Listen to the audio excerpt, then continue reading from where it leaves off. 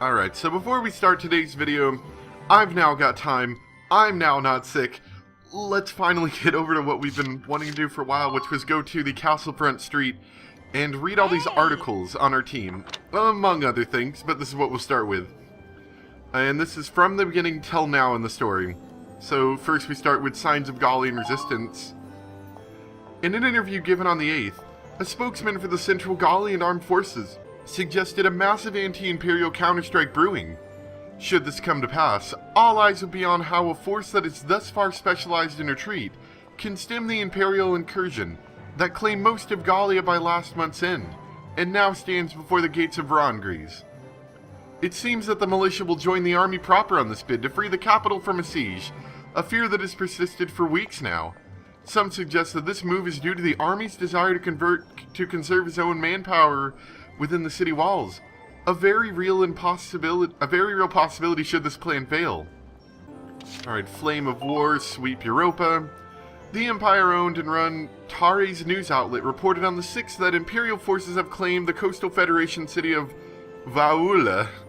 If true, the Empire would now hold a supply route for Ragnite transit, greatly influencing their standing in southern Europa. Unlike the northern provinces, Europa's south lacks Ragnite, meaning that the supplies must be shipped in from elsewhere to sustain the Empire's offensive. The Empire's hold on Europa's southern coast means expansion of the conflict to all areas of the continent is more likely now than ever. The Federation has yet to issue a statement regarding the Empire's alleged seizure of Valua at this time. Militia claims Vassal Bridge, which is the one about the time that we actually unlocked the Castlefront Street. Gallia's militia brings home the glory. As the first operation is what is likely a full-scale counteroffensive, the 3rd Regiment reclaimed the Great Vassal Bridge, a vital trade artery, after rousting the Empire's local defenses on the 14th. This officially frees Rangris from the need to seal its walls. Rather than assail the Empire's bridgehead barricade, the militia opted to swim a tank across the river and attack from the rear, an unconventional strategy to say the least. The drawbridge was then opened, dumping the rest of the defensive force into the drink. The man behind this bold plan, Welkin Gunther, 22, is none other than the son of World War I-era Belgian Gunther. This acorn hasn't fallen far at all. Gallia to pull out of north. On the 20th, Gallian forces in the north announced their retreat from the area. Though no details were given, the imperial takeover of Fausen, keystone among the North Gallian industrial cities, is likely a chief cause. The capture of Fausen, a center for Gallia's Ragnite steel and oil refineries, struck a massive blow to the nation's productivity. Though the meeting among Gallian army leaders, held the day word of Fausen fall arrived, lasted well into the night, no official word has yet been issued as to a specific plan for liberation of the city. Lucky 7 cut off supply base. The militia's 3rd Regiment, partner in our ongoing war correspondence, was successful in seizing the Empire's supply base in the Cloden Wildwood, despite interference from Empire ace General Raidai Jaeger. This new victory, coming on the heels of their vassal win last month that had pushed the invasion back to Central Gallia, has all of Rangris singing their praises. Losing the Cloden base was no doubt a severe blow to the Imperial force looking to regain some of that lost ground, which is good news to Gallians everywhere. It's anyone's guess where the militia will crop up next, but their efforts so far make one thing clear: these men and women mean business. Militia issues draft notices. The government issued a second wave of drafts among Gallians for the militia on the 8th. Expected since the Empire's formal declaration of war last month, this draft was likely made inevitable by the recent series of losses in the east and north. The draft will target males, aged 30 to 45, selected based on their qualifications and their impact upon Gallia's normal function. The militia is also accepting volunteers from those not included in the second draft, but many worry about the economic strain that further losses to the commerce and industry sector may impose. Imperial shadow hits Barius. Or Barius? Possibly? Not sure. The Central Gallian Command reported on the 15th that the militia had encountered and routed a contingent of Imperial stationed in Barius, the culmination of a clandestine investigation into reported Imperial activity in the area. The Badlands topography is poorly suited to combat maneuvers, and the region holds little to no strategic value, making the Empire's goal there unclear. One theory suggests that the desert region is home to as of yet, unmined lode, and that the Imperial forces were stationed there for the purpose of Ragnite speculation. Gallia Federation talks begin.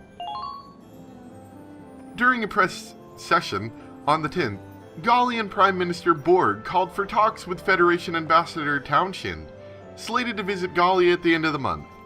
In light of the increasingly complex conflict between the Federation and the Empire, however, many suspect the Federation views this as a chance to acquire Gallia for its resources. This announcement has been met with vehement opposition from members of the Parliament, with strong ties to the former Imperial cartels.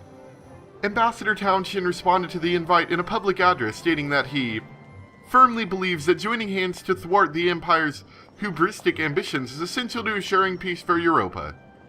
Militia routs Imperial Commander.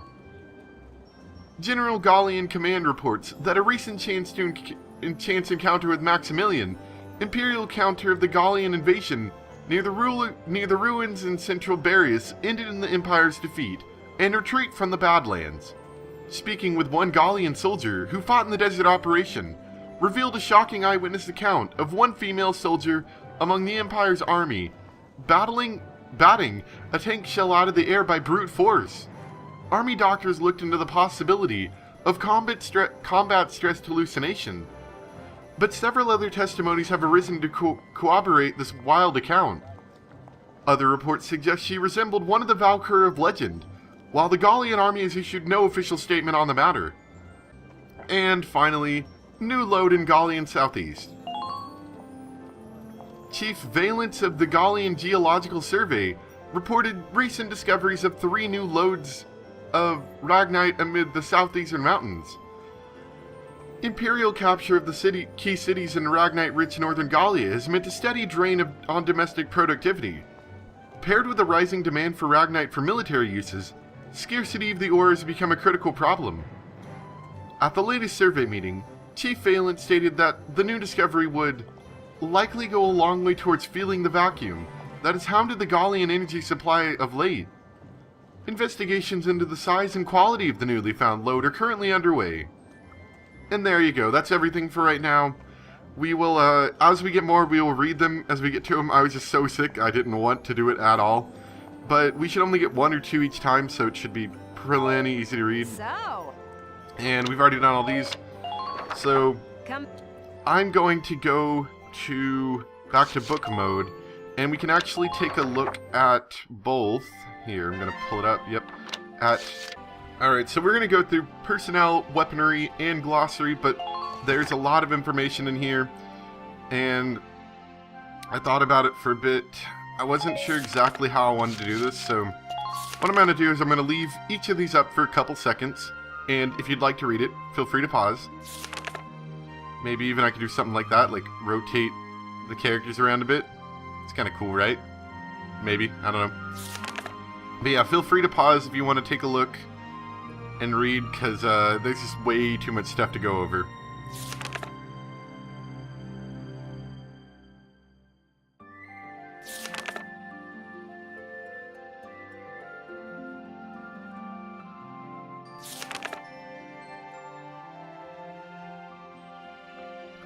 Reprimanded for the unlicensed planting of vegetables on army property, though the fruits of his labor earn accolades from foodies across the base.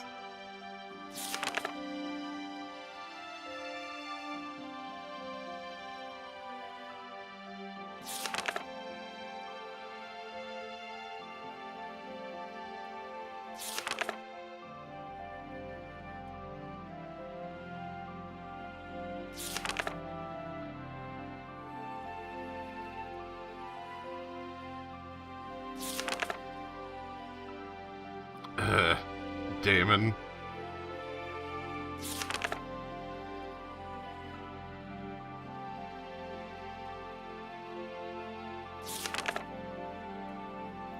Wow, that's like a really zoomed in model of that baby.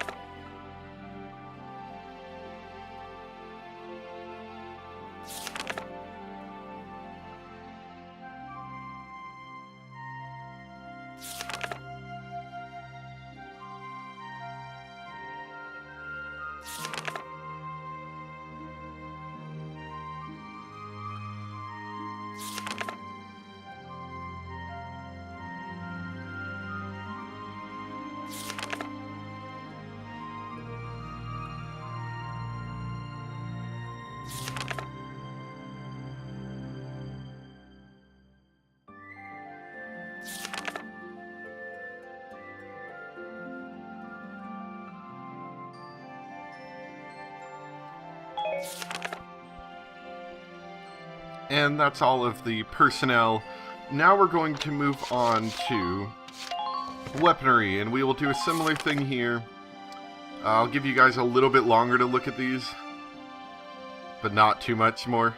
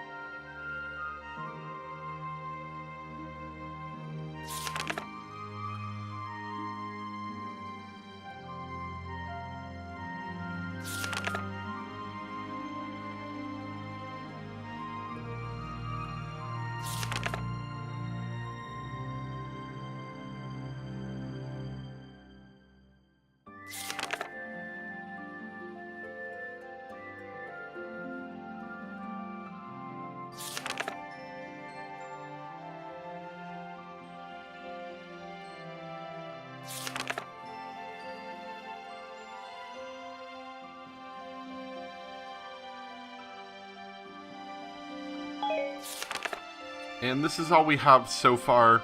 As we go on further through the game, both the personnel, weaponry, and glossary will change, along with... like, they just keep adding new information. You can tell when there's new information because they will say new. So feel free to look at these as well.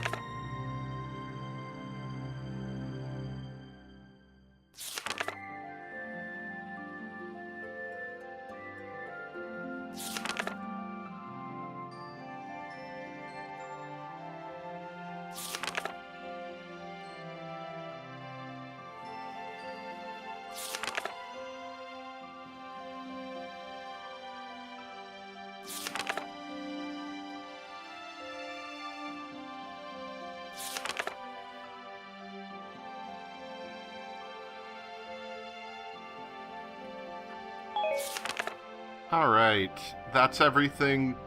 I hope you guys enjoyed.